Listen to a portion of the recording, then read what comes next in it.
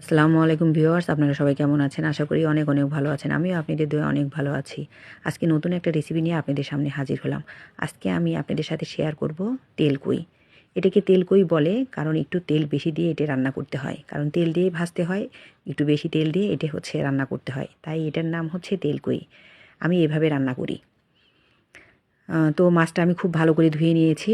নেওয়ার পরে এখানে হলুদের গুঁড়া, মরিচের গুঁড়া, একটু লবণ দিয়ে হালকা করে ভেজে নেব। বেশি কড়া করে ভাজবো না, তাহলে এই টেস্টটা বেশি ভালো পাওয়া যাবে না। তেল গরম হয়ে গেছে, আমি দিয়ে দিব হচ্ছে মাছ।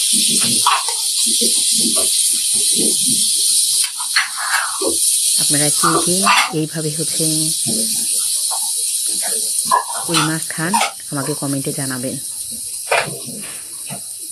আর যদি না খান এইভাবে, তাহলে অনুরোধ করা হলো অবশ্যই এইভাবে একবার হলেও ট্রাই করবেন, আপনাদের কাছে ভালো লাগবে। আমার মাছ ভাজা হয়ে গেছে, এখন আমি মাছগুলো তুলে নিব। মাছ ভাজার পরে বাড়তি যে তেলটা বেঁচে গেছে, এটাও আমি এই রান্নাতেই ব্যবহার করব।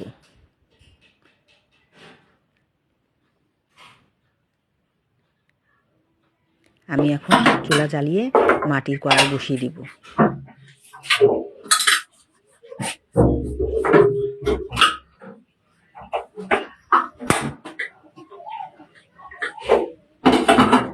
মাছ ভাজির বাড়তি যে তেলটা ছিল, এই তেলটা এখন আমি মাটির কড়াইয়ের মধ্যে দিয়ে দিচ্ছি। এখানে বাড়তি তেলও আমি ব্যবহার করব। কি অবস্থা দেখেন, এখন বোতলের তেলগুলো জমে যায়।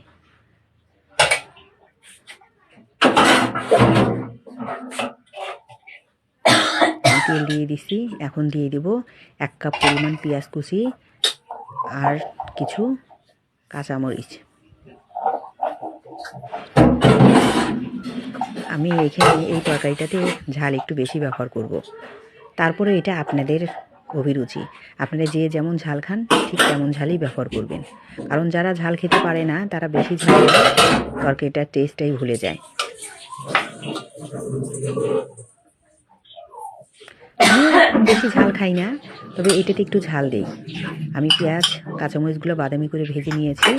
নেওয়ার পরে এখানে দিয়ে দিব 2 টেবিল চামচ পেঁয়াজ বাটা, 1 টেবিল চামচ রসুন বাটা, 1 টেবিল চামচ আদা বাটা, 1 টেবিল চামচ জিরা বাটা,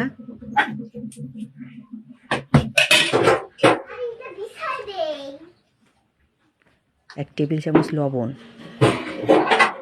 1.5 টেবিল চামচ মরিচের গুঁড়ো, 1 টেবিল চামচ হলুদ গুঁড়ো দিয়ে অল্প একটু পানি দিয়ে আমি মশলাটা সুন্দর করে নেড়ে ঢাকনি দিয়ে ঢেকে দেব কষানোর জন্য। মশলাটা ভালো করে কষানো না হলে তরকারি ভালো লাগবে না।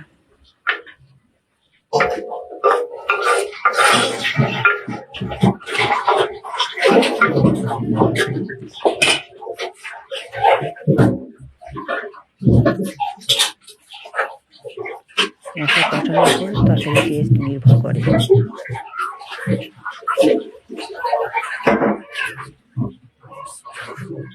মশলা কষানো হয়ে গেলে দিয়ে দিব আমি ভাজা মাছ। ভালো তো দেখেন আমার মশলা কষানো হয়ে গেছে, এখন আমি ভাজা মাছগুলো এর মধ্যে দিয়ে দিব।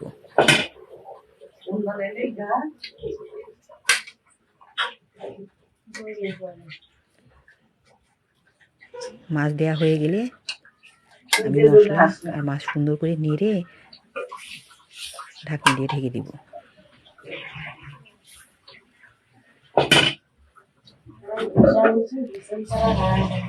এই তরকারি রান্না করার সময় জালটা খুব জোরে দেওয়া যাবে না, মিডিয়াম আঁচে রাখতে হবে। দেখেন আমার তেলকুই রান্না হয়ে গেছে। এখন আমি নামানোর আগে দিয়ে দেবো কিছুটা ধনিয়া পাতা কুচি, দিয়ে আমি মিডিয়াম আঁচে আরও কিছুক্ষণ জাল দিব। আলহামদুলিল্লাহ আলহামদুলিল্লাহ, আমার তেলকুই হয়ে গেছে। দেখেন কি লোভনীয়।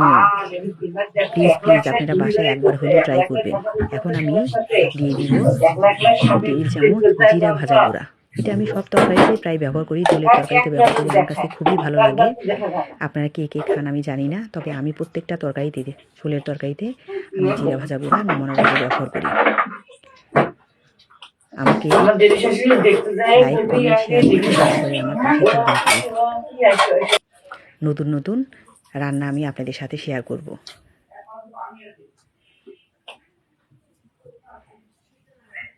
দেখেন, আলহামদুলিল্লাহ আলহামদুলিল্লাহ, কি সুন্দর আমার তেল কই, দেখেই খেতে ইচ্ছে করতেছে।